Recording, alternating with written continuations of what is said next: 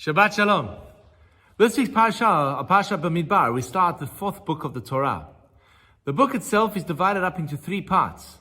The excitement and expectation of the journey towards the land of Israel, the moment of failure, and then the 40 years of wandering in the desert. It is a book which has stories, which has commandments, and really is a wonderful study in its own right. Our parsha this week, of Parshat Bamidbar, describes the establishment of what is called the Machaneh Yisrael, the camp of Israel. And the Torah goes to great lengths to describe how the camp will be set up, how each of the tribes will have its each unique place. In the very center of the camp would be the Ohel Moed, the tent of meeting, the sanctuary, and surrounding it, the tribe of the Levites, and surrounding that would be each of the tribes individually, each of the 12 tribes. And then the Torah describes that each of the tribes would have its own degel, its own flag, its own unique identity. Each tribe would have its own way of serving HaKadosh Baruch Hu, a tribal connection. One of the great commentators and rabbis of the 20th century was a man by the name of Rabbi Yaakov Kamenetzky, and he poses an interesting question. Why was it that only here in Parshat Bamidbar do we read about the establishment of the camp of Israel, and that the Torah stresses the individual's status of each and every tribe? Why couldn't it just be monolithic, one tribe of Israel?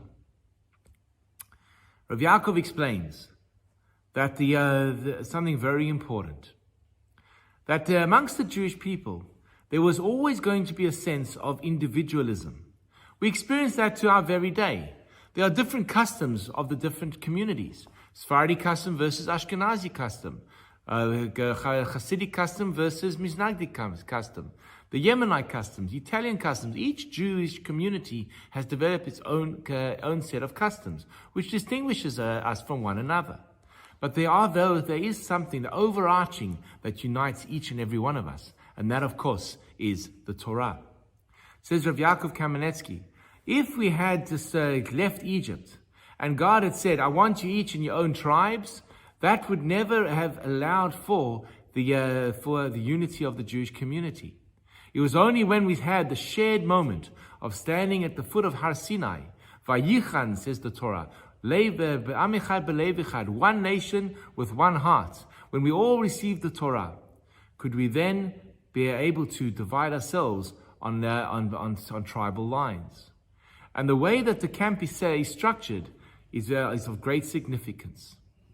Each tribe would have its own unique identity, each way in which it would serve HaKadosh Baruch Hu. This is important. In the same way as an orchestra is composed of multiple musical instruments in order to create the symphony, in order to create the symphony of the Jewish people, there certainly would be different aspects and roles for each of the tribes. But in the center, we'd always be playing and singing to the same song and playing the same music. That, of course, is the Torah. Uniqueness versus communal. Vayichan versus the Degalim. And this is such an important lesson about how to understand what it means to be Jewish. Of course, each Jew and each Jewish community has its own systems and own customs, and certainly needs to be celebrated. And each community brings its own vibrancy to the collective of the Jewish people. But when we look at it ultimately, we see that it's all centered around one thing, and that is the Torah. The Mishkan at the center of the camp allows for the individual expressions. Why was it important? Why could we only do it now, says Rabbi Yaakov? Because prior to this, there was always going to be a risk of factionalism, of one tribe saying, we're better than you. But when we all stood at Har Sinai, and we all received the Torah, and then we have the communities being set up separately, there's a context and there's a connection between the Jews. When I take a siddur and I walk into a Sephardi shul, yes, there are slight differences in the texts of the prayers, but it's a shared service.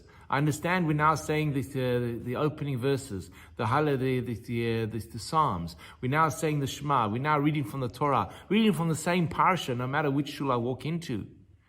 There are differences, but I feel at home. And this sense of unity is created by the shared experience of standing at the foot of Har Sinai and receiving the Torah. Parshat Bamidbar traditionally is always the Shabbat before the giving of the Torah, the festival of Shavuot, because it wants to highlight this message that yes, we are individuals and each Jewish community has its own customs, but we are all united in the shared vision of what the Torah wants for each and every one of us. Parshat Bamidbar certainly is a wonderful way to enter the Shavuot festival. Wishing you all Shabbat Shalom and a wonderful Chag of Shavuot.